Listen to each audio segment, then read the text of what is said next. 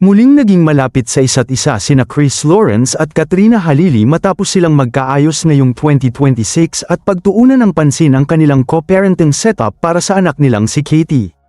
Ayon sa mga panayam ng dating magkasintahan, nagsimula silang muling magkausap at magkaayos ngayong taon, bagay na nagdulot ng positibong epekto sa kanilang anak.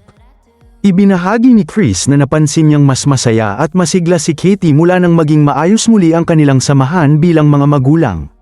Sa isang panayam sa Fast Talk with Boy Abunda, nilinaw nina Chris at Katrina na hindi pa sila nagkakabalikan bilang magkasintahan kahit marami ang naghihinalang may rekindled romance sa pagitan nila. Pareho nilang kinumpirma na sila ay kasalukuyang single, ngunit masaya silang magkasama at nakatuon muna sa pagiging mabuting magulang kay Katie.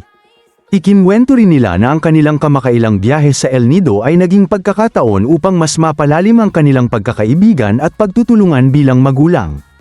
Ayon kay Katrina, ang naturang bakasyon ay nagsilbing reset ng kanilang friendship at relasyon bilang co-parents.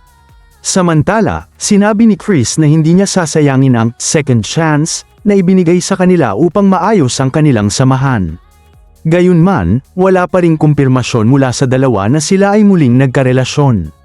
Sa ngayon, ang kanilang pangunahing layunin ay ang kapakanan at kaligayahan ng kanilang anak na si Katie. Dagdag pa ni Chris, they are taking one step at a time. Ngayon ay inenjoy nila ang samahan at mga blessing na kanilang natatanggap.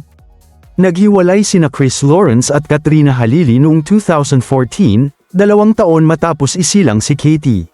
Sa kabila nito, patuloy nilang pinapakita na posible ang maayos na co-parenting at pagkakaibigan para sa kapakanan ng kanilang anak.